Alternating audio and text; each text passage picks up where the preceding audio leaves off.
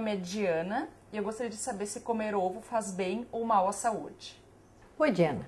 A respeito da tua dúvida sobre o ovo, se ele é benéfico ou maléfico para a nossa saúde, constando na nossa alimentação.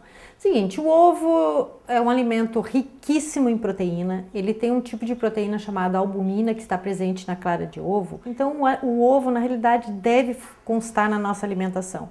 Porém, o que a gente tem que cuidar é na maneira de se preparar esse ovo, evitar o ovo frito, consumi-lo mais fervido, aquele ovo duro, aquele em forma de salada, junto com a salada ou junto com sanduíche, a omelete, que é aquele ovo batido. Não necessariamente não precisa de fritura, de óleo na confecção da omelete, pode usar uma frigideira Tefal. Substitui de uma maneira muito eficaz a carne, cuidando também assim, ó, que no máximo 6 ovos por semana. Às vezes a pessoa faz muita referência de ovo com colesterol, mas assim, ó, tendo esse cuidado não tem problema nenhum. Deve-se consumir o ovo sim, sem problema nenhum. Conheça agora uma forma de uso terapêutico da água. Ela ajuda a aliviar as dores nas costas daquelas que geram uma nova vida dentro do ventre. Menos de 1 hora dentro da água, na companhia de uma fisioterapeuta, e essas mulheres à espera de um bebê sentem no corpo os benefícios que a água traz. Elas estão em uma aula de hidroterapia para gestantes. A hidroterapia ela é a fisioterapia realizada dentro da água, nada mais do que isso, assim. Não é necessário mergulhar, a gente auxilia nos movimentos, trabalha bastante fortalecimento, alongamento, muita mobilização. Os exercícios são realizados em uma piscina adaptada, com rampa e escada para acesso, barras de apoio, piso antiderrapante e água em temperatura morna. Diminuição do impacto, acho que é o ponto-chave, assim, né, que na água fica muito mais fácil realizar os movimentos. E pela água aquecida, também ajuda na movimentação, que em solo às vezes fica bastante rígido a movimentação, né? Na água fica mais tranquila essa parte, assim. As aulas podem ser feitas a partir da 14ª semana, o 4º mês de gravidez, e garantem alívio de dores e melhorem possíveis inchaços. Na verdade, eu já estou na minha 2ª gestação, eu sempre fiz exercício, né? Mas a hidroterapia melhora muito as dores nas costas, né? Que é muito comum na gestação. Alonga bastante, né? E sem contar o relaxamento, né? De estar dentro da água. Eu acho ótimo, assim, porque a gente consegue descarregar um pouquinho do peso dentro da água mais leve. É uma forma de manter também, controlar um pouquinho, né? Porque a gente come mais na gestação. E também para inchaços, assim, que eu tinha muito medo de ficar inchada. E para se movimentar, é bem confortável. Uma reeducação postural, que elas têm um deslocamento do centro de gravidade para frente, né? Então a gente trabalha bastante equilíbrio, alongamento também, fortalecimento da musculatura, que para elas é bastante difícil fazer em solo, se torna muito pesado para elas, né? Melhor do trabalho cardiorrespiratório. A hidroterapia também é indicada para pessoas de todas as idades, com dificuldades de locomoção ou não. É indicada para qualquer tipo de paciente, não tem uma idade, pode ser a partir dos 3 meses até a idade que a pessoa se sinta apta a fazer. Pessoas que têm dificuldade de caminhar, conseguem caminhar dentro da água. A gente tem bastante prática em ajudar a pessoa a realizar os movimentos, né, que em solo às vezes se torna um pouco difícil de realizar. E se você ainda ficou com dúvidas sobre o que sentem estas futuras mães depois de uma aula, Cristiane responde. Ai, um alívio!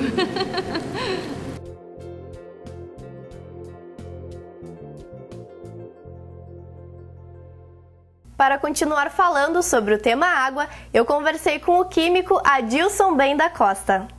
Oi Adilson, seja bem-vindo ao nosso programa Saudável.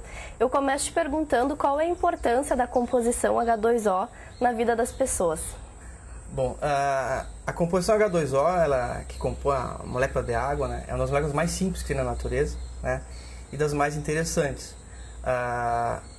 As ligações entre oxigênio e hidrogênio são chamadas pontes de hidrogênio, que mantém a molécula muito coesa, né, e com tamanho muito pequeno. Isso torna ela, de maneira resumida, né, apesar de parecida com, por exemplo, o gás sulfídrico, né, que tem o clássico cheiro de ovo podre, é um gás bastante conhecido, o gás metano, que é a CH4, ou mesmo o CO2, né, que é o dióxido de carbono, são muito parecidos, mas torna a água uma particularidade bem diferente, que ela fica com uma composição líquida à temperatura ambiente. Todos esses que eu falei para vocês antes são moléculas muito parecidas com a água, porém são gases, né? E só são gases porque as ligações químicas são mais fracas. Bom, tendo isso como uma pequena lembrança da química geral, né, a gente vai falar da importância da água como molécula, né? Então essas propriedades dela dão ela um poder de solvência muito grande, tanto é que se diz que a água é um solvente universal.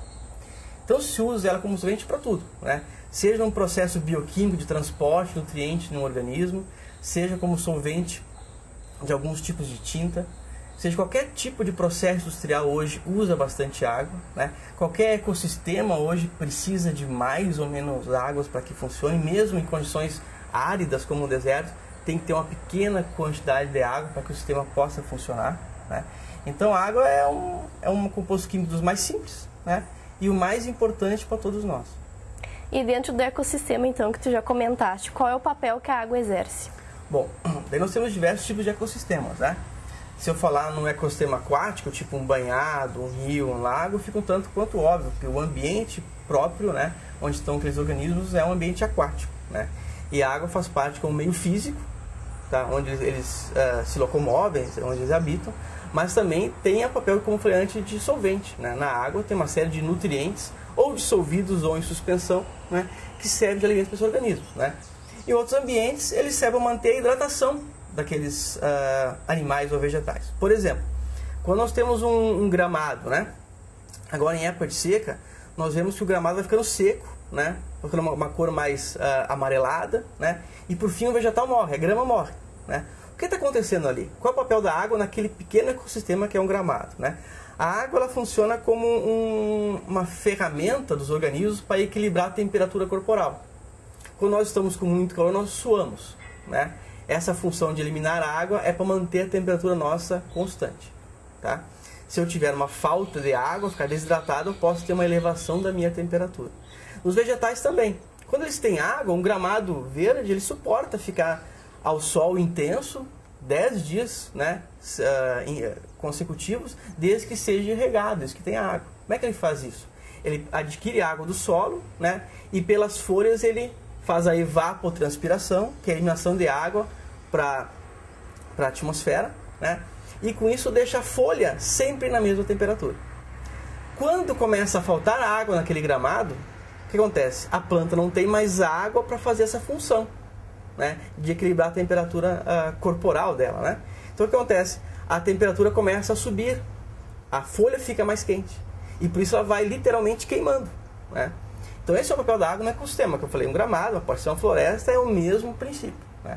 Então, por exemplo, hoje se sabe que a evapotranspiração, né, a transpiração, a emissão de água por vegetais e também por animais, né, na transpiração, é o principal agente que manda, né, a água do solo para a atmosfera. E qual é a importância das plantas quando se fala em água? Bom, tem vários aspectos. A planta, ela é primeiro ela se beneficia da água, nesse processo que eu tinha falado anteriormente, de equilíbrio de temperatura, tá? E produção de biomassa via fotossíntese, né? As plantas são chamadas autótrofos porque elas produzem a sua própria biomassa, diferente de nós. E para que possam produzir a sua biomassa, elas precisam de luz, sais minerais e água, né? Então, só corrigindo, então, além da função de controle de temperatura, também participa da reação de fotossíntese que produz a biomassa, tá? Bom, além disso, né, se nós formos voltar para aquela questão de evapotranspiração, a água, as plantas têm um grande papel no ciclo da água no ecossistema. Ou seja, eles pegam a água de um ambiente que está úmido, né, mandam para a atmosfera, na forma de vapor de água, e esse vapor vai condensar mais adiante e retornar como chuva. Tá? Então esse ciclo, né, as plantas têm esse papel também, que não deixa de ser uma purificação da água. Tem várias empresas, várias estações que tratam efluentes, né, que fazem o que? Usam plantas com essa função. A planta tem a função de purificar a água, seja nesse processo de evapotranspiração, né, ou seja pela remoção do excesso de sais, minerais, nutrientes que estão na água. Tá? A própria Unisc tem alguns testes piloto junto à nossa ETE, né, utilizando plantas aquáticas para tratamento de efluentes domésticos. E como tu dirias também que está a situação atual de acesso à água? A gente está acostumado a ter ela diariamente, mas em alguns lugares talvez as pessoas não tenham acesso, né? Por incrível que pareça, segundo a OMS, a maior preocupação com a água não é a qualidade da água. Por incrível que pareça, a maior preocupação não é qualidade, sim a quantidade de água. Porque tendo água, nós damos algum jeito, né? Seja mais técnico, assim, especificamente, ou mais caseiro, de purificar e tornar adequada para consumo, né? Agora, não tendo água, como muitos municípios agora não têm água, a coisa fica mais complicada. Então não adianta eu implantar uma grande estação de tratamento de água, né, num local onde há poucas reservas de água. Vai chegar um momento do ano, né, em que eu terei minha estação lá ociosa porque ainda não tem água. Tá? Se for lembrar do nosso município, Santa Cruz do Sul, em 95 tivemos uma seca muito grande, né, e faltou água, assim como o Bagé, né, porque o Rio Pardinho não conseguia abastecer tanto a nossa cidade, quanto as indústrias e quanto a parte agrícola, especialmente a irrigada, como arroz, por exemplo, né, que consome muita água, tem uma grande demanda de água, e essa competição tornava ambos, né, todas essas condições de uso com carência de água, né. Então era uma questão bastante polêmica, se discutia bastante o que seria prioridade, se é agricultura, indústria ou abastecimento público. É sabido que é abastecimento público, mas ainda tem que se trabalhar bastante isso. Então tá, muito obrigada pela entrevista. De nada.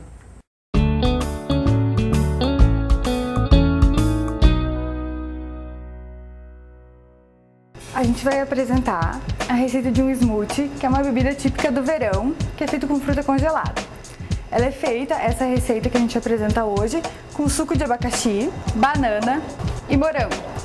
Para fazer o smoothie, a gente coloca 200 ml de suco de abacaxi, que pode ser natural ou concentrado, 200 gramas de banana picada congelada, e 200 gramas de morango congelado. E bate no liquidificador. O que pode acontecer em casa, em razão das frutas serem congeladas, é o liquidificador trancar. Daí é só abrir, dar uma mexidinha, soltar as frutas da hélice e bater novamente.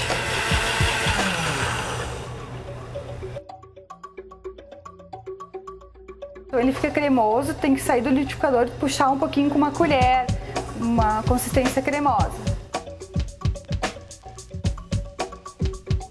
Bom, a receita dada rende um copo de 400 ml bem cheio e a gente costuma servir com um canudinho e uma colherinha para quem preferir comer. Quem prefere um pouquinho mais doce tem a opção de colocar açúcar ou adoçante na receita. As frutas que a gente utiliza são sempre frutas congeladas, que vão dar a consistência do smoothie entre um sorvete e um iogurte, uma bebida bem cremosa e bem geladinha, típica do verão. Praticar yoga alivia o estresse do dia a dia. O saudável volta já.